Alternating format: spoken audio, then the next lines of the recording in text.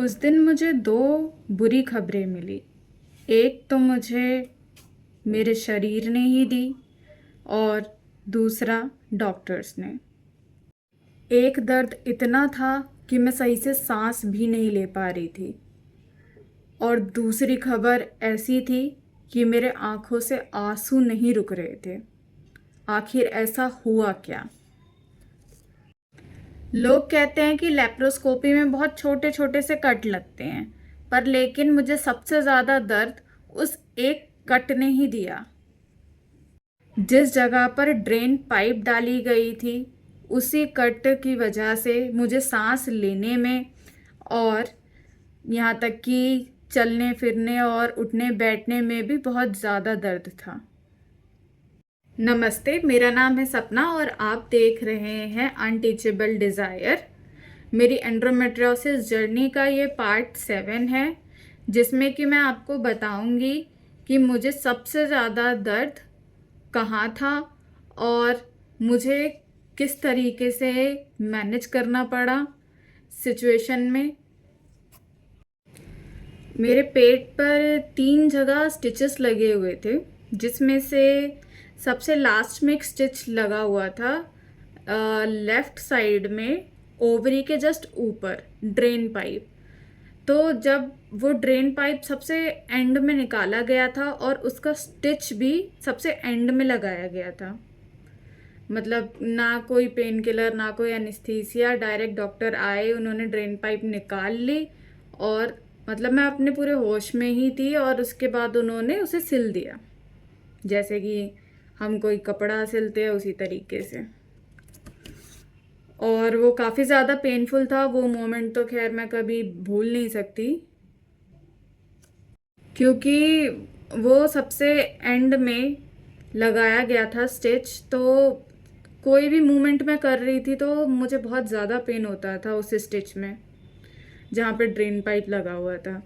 मैं लंबी सांस लेती थी तब भी मुझे प्रॉब्लम होती थी, मेरे चेस्ट में पेन होता था लंबी लंबी गहरी सांस लेने में, और उस स्टिच में पेन होता था। मैं अगर मोशंस जाती थी और अगर मोशंस के दौरान स्टूल हार्ड आएगा तो उसमें भी बहुत दिक्कत होती थी। फिर उसके बाद खांसने में, उठने में, बैठने में, करवट लेने में, मतलब बॉडी का कोई भी मूवमेंट मैं करती थी तो मुझे सबसे ज़्यादा अगर किसी जगह पेन होता था तो उस ड्रेन पाइप के स्टिच में ही सबसे ज़्यादा पेन रहता था मुझे। और मुझे याद है कि जब ड्रेसिंग चेंज करी जा रही थी मेरी सेकेंड डे, तो ड्रेसिंग चेंज करने के दौरान जब वहाँ जो उन्होंने पट्टियाँ लगा रखी थी स्टिचेस पे, जब वो उस मतलब पट्टी को रिमूव कर रहे थे तो उस मतलब टेपिंग टाइप की पट्टी थी, वाइट कलर की टेपिंग टाइप की। तो जैसे ही उन्होंने रिमूव कर रहे थे तो वो मतलब उसके साथ ना मेरी स्किन भी छिल गई थी।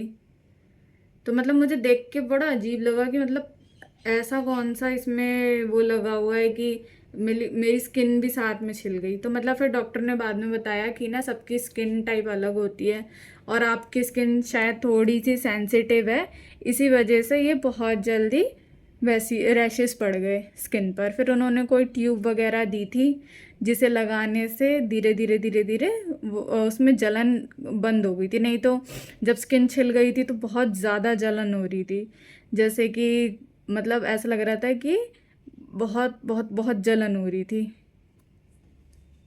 और ये सब तो चलिए फिर भी कुछ नहीं, ये तो कुछ समय का दर्द था जो कि आया और फिर चला गया।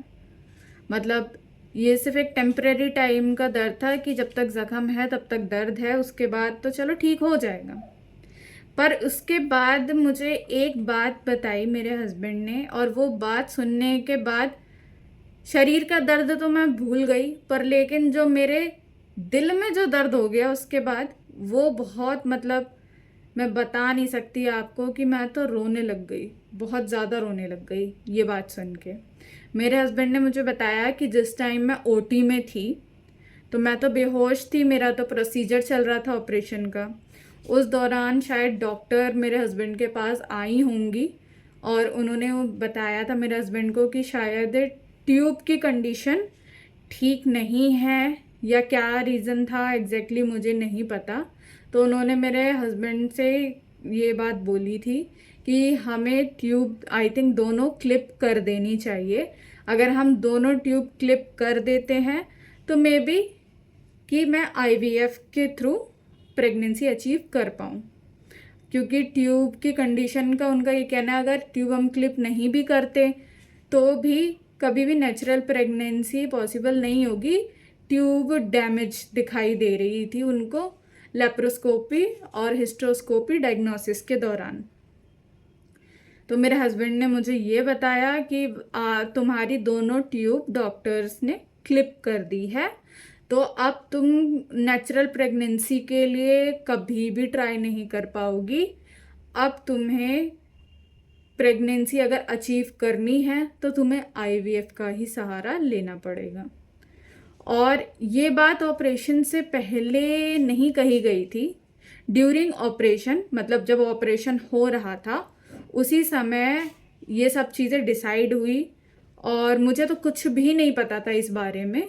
मेरे हस्बैंड से बताया गया होगा और उनसे पूछा गया होगा कि ऐसा ऐसा है सिचुएशन, तो ऑन स्पॉट करना क्या है, क्योंकि ऑब्वियस सी बात है कि किसी फैमिली पर्सन से ही कंसल्ट किया जाता है कि हाँ करना क्या है आखिर। तो उन्हें बताया गया होगा तो उन्होंने तो कह दिया कि जो आपको सही लगे, जो फ्यूचर के लिए बेटर हो आप वैसे करिए। तो फिर डॉक्टर ने मेरी दोनों ट्यूब क्लिप कर दी।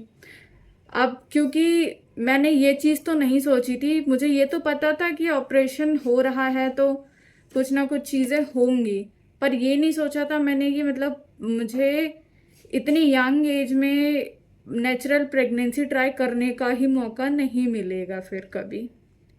क्योंकि ऑब्वियसली बात है कि अगर हमारा जो रिप्रोडक्शन का पूरा होता है काम, वो हमारा उसमें ट्यूब भी इंक्लूडेड होती है।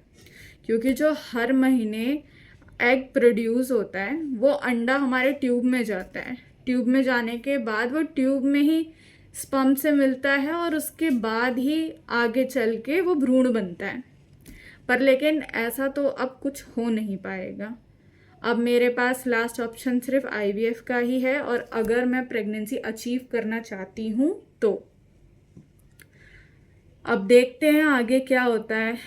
आई एम नॉट श्योर कि आगे कैसे क्या होगा, पर हिम्मत तो अब रखनी पड़ेगी, क्योंकि जो चीज़ हो गई है वो तो अब हम वापस नहीं ला सकते हैं।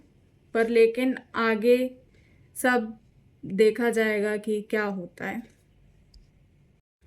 वैसे तो मेरे हस्बैंड का भी मानना पड़ेगा कि उन्होंने मुझे काफ़ी अच्छे से समझाया कि तुम ज़्यादा टेंशन मत लो, जो भी होगा देखा जाएगा। और कहीं ना कहीं कोई तो ऐसी दिक्कत रही होगी जिस वजह से डॉक्टर ने ट्यूब की क्लिपिंग करी होगी, ताकि फ्यूचर प्रेगनेंसी आईवीएफ से तुम्हारे लिए इजी हो जाए। पर बात रही मेरे इमोशंस की, तो मैंने तो ऐसा कभी सोचा नहीं था कि दोनों ही ट्यूब्स क्लिप कर दी जाएगी। मुझे ऐसा लगा था कि अगर ज़रूरत पड़ी तो शायद एक ट्यूब क्लिप कर देंगे, और शायद एक ट्यूब अगर ओपन भी रही तो कभी ना कभी नेचुरल प्रेगनेंसी हम ट्राई कर सकते हैं।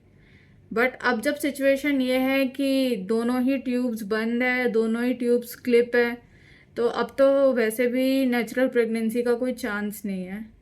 अब हमें जब भी प्रेगनेंसी प्लान करनी है तो वो आईवीएफ के थ्रू ही करनी है। कभी कभी ऐसा होता है लाइफ में कि इंसान जो भी सोचता है ना, तो चीज़ें उससे अपोजिट ही हो जाती है। और हर चीज़ हमारे हाथ में नहीं होती। अगर हमारे हाथ में हर चीज़ होती तो शायद हम चीज़ें ठीक कर पाते। तो इसी वजह से मुझे लगता है कि अब नेगेटिविटी अगर किसी चीज़ में हम देखेंगे तो हमें फिर वही दिखाई देगी। तो इसलिए अब हमें पॉजिटिविटी की तरफ ही ध्यान देना चाहिए कि आगे और कैसे और क्या करना है। पर उस दिन मेरे इमोशंस मतलब बिल्कुल कंट्रोल नहीं हो रहे थे, बिकॉज़ मैं वैसे भी पेन में थी, और उसके बाद फिर ये बात पता चलने के बाद तो मैं और भी ज़्यादा शॉक हो गई। इतनी ज़्यादा शॉक में चली गई थी कि मैं बहुत ज़्यादा कंटिन्यू रोने लग गई थी।